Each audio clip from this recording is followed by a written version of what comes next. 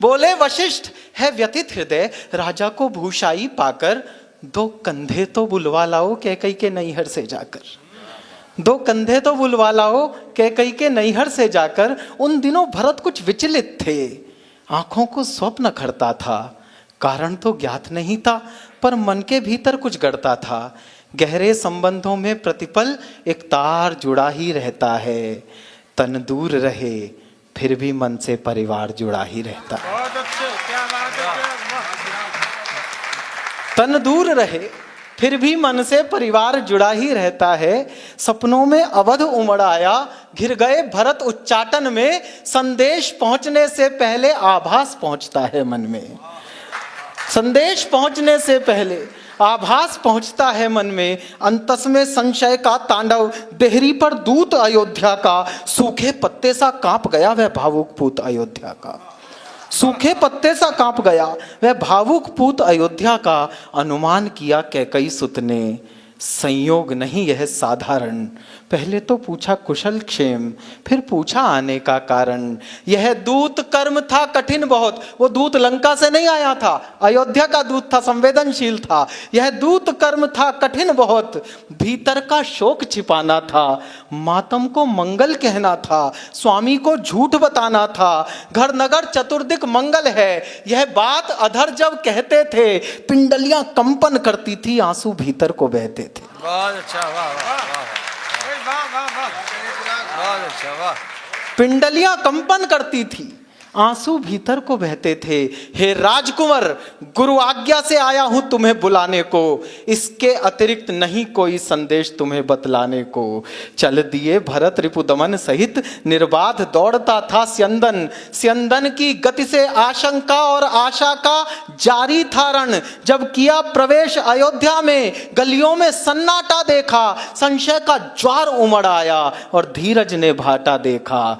जब हम ननिहाल गए थे तब ऐसा नगरी का रंग न था। भरत सोच रहे हैं, जब हम ननिहाल गए थे तब ऐसा नगरी का रंग न था। हर चौखट इतनी मौन न थी और आंगन इतना दंग न था। जिस ओर भरत का रथ देखा, मुंह फेर खड़े हो गए लोग। कैकई सुत ने मन में सोचा, मैं मानुष हूं या महारोग। क्या बात है, वाह वाह वाह वाह। कैकई सुत ने मन में सोचा, मैं मानुष हूं या महारोग। सबकी आंखों में तिरस्कार, कैसा अनभिज्ञ अभागा हूं। जो सावन का सोया सोया सीधा पतझड़ में जागा हूं। वाह, बढ़िया, वाह। ऐसा लगता था खड़ा हुआ है शीश झुकाए राजभवन। दृश्य देख पाए तो देखना। ऐसा लगता था खड़ा हुआ है शीश झुकाए राजभवन। कैकई सुत से आंखें करता था दाएं बाएं राजभवन। केवल एक सूरत ऐसी थी जिस पर कणभर अवसाद न था। वैधव्य समाया था तन पर, चेहरे पर तनिक विषाद न था। वसनों का रंग उदास हुआ, सुना था गात कलाई का। कुमकुम सिंदूर विलुप्त हुए, मुख पर था भाव ढिठाई का। पुलकित होकर बोली कैकई, अभिनंदन हो स्वीकार भरत। पहले पितु की अंत्येष्टि करो, फिर ग्रहण करो दरबार भरत। अरे वाह वाह वाह वाह। पहले पितु की अंत्येष्टि करो, फिर ग्रहण करो दरबार भरत। मैं हुआ अनाथ, अयोध्या का सूरज यमपुर में डूब गया। ऐसे में मां का उत्स देखकर हृदय भरत का उब गया। ज्ञानी शब्दों से घटना का बस इंगित पाया करता है, भीतर का सच तो वक्ता का आचरण सुनाया करता है। बहुत अच्छा चिराग, बहुत अच्छा, वाह। ज्ञानी शब्दों से वाह, घटना का बस इंगित पाया करता है, भीतर का सच तो वक्ता का आचरण सुनाया करता है। आश्चर्य क्षुब्ध होकर टूटा, पीड़ा क्रोधित हो चीख पड़ी। माँ को हर्षित क्यों करती है रघुकुल की ऐसी शोक घड़ी। बोला, माँ ओछा लगता है यह तेरा हर्ष प्रफुल्लित मन। तूने ही तो दे दिया नहीं इस महाशोक को आमंत्रण। वाह वाह, क्या बात है, वाह चिराग, वाह। तूने ही तो दे दिया नहीं इस महाशोक को आमंत्रण। उन्माद परे रखकर संभली, वात्सल्य ओढ़ने लगी त्रिया। वाह।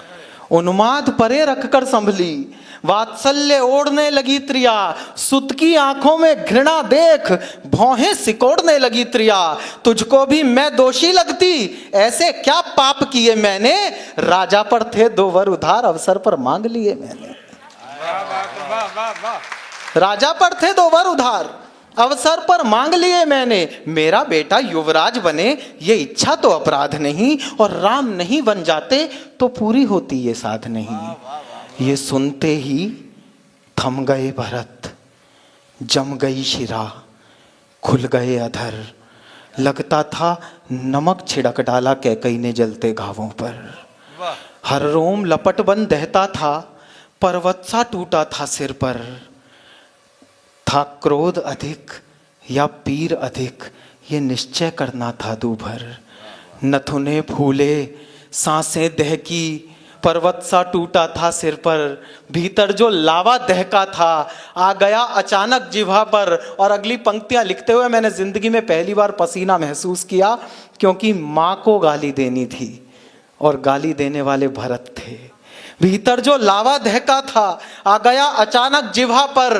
पापिन, तूने इन कुलघाती हाथों से क्यों पाला मुझको, जिस दिन जन्मा था उस दिन ही क्यों मार नहीं डाला मुझको। क्या बात है, वाह वाह वाह, आज राम जियो वाह। जिस दिन जन्मा था उस दिन ही क्यों मार नहीं डाला मुझको।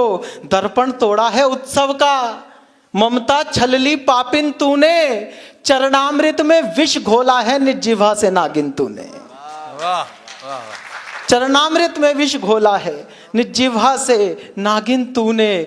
देना होगा उत्तर इसका युग युग तक स्वयं विधाता को, क्यों बंध्या नहीं बना डाला ऐसी हत्यारिन माता को। वाह अच्छा वाह।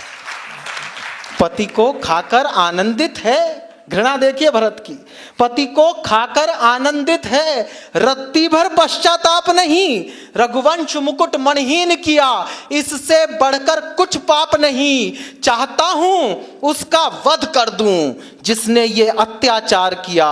और अगली पंक्ति में अगर भरत और राम साकार हो जाए तो मुझे आशीष दीजिएगा। चाहता हूं उसका वध कर दूं जिसने ये अत्याचार किया, पर राम त्याग देंगे मुझको अगर मैंने तुझको मार दिया। वाह वाह, क्या बात है, वाह वाह वाह वाह वाह वाह, बहुत अच्छा, वाह वाह।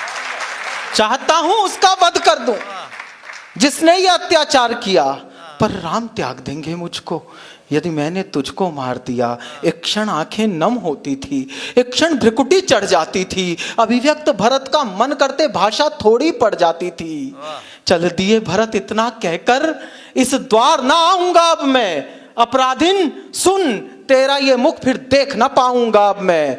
यहां तक आपके मन में कैकेयी के प्रति घृणा रही होगी, और अगली पंक्ति में मैं इस घृणा को करुणा में बदल दूं तो मुझे आशीष देकर विदा कीजिएगा। अपराधिन सुन तेरा ये मुख फिर देख ना पाऊंगा अब मैं, संतति के सुख की चाहत में नभधरा एक कर जाती है, पर बेटा अपमानित कर दे माता उस क्षण मर जाती है। बहुत अच्छा, वाह वाह वाह, बहुत अच्छा, वाह। पर बेटा अपमानित कर दे माता उस क्षण मर जाती है। सांसों के चलने पर करती संदेह रह गई कैकेयी, जब भरत देहरी लांग चले तब देह रह गई कैकेयी।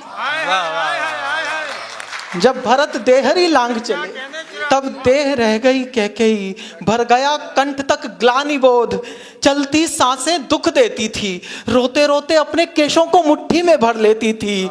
होकर व्यथित हथेली से मुख स्वयं ढांपने लगती है, उसका दुख वर्णन करने में लेखनी कांपने लगती है।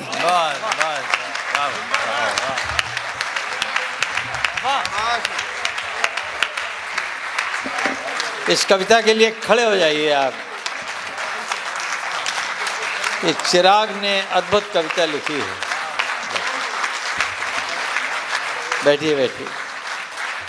राम कथा हमने सैकड़ों बार सुनी, नहीं हजारों बार सुनी, नहीं लाखों बार सुनी, और लगता है कि इतनी तरह से ये कथा बखानी जा चुकी है कि अब उसमें कोई आयाम बचा नहीं है। लेकिन ये सिरफिरा कभी फिर सिरे जोड़ देता है, सिरफरेपन में फिर सिरापन आ जाता है। किसी भी कथा में जब फिर से सिरा ढूंढ ले कवि, तो वो कवि बड़ा हो जाता है।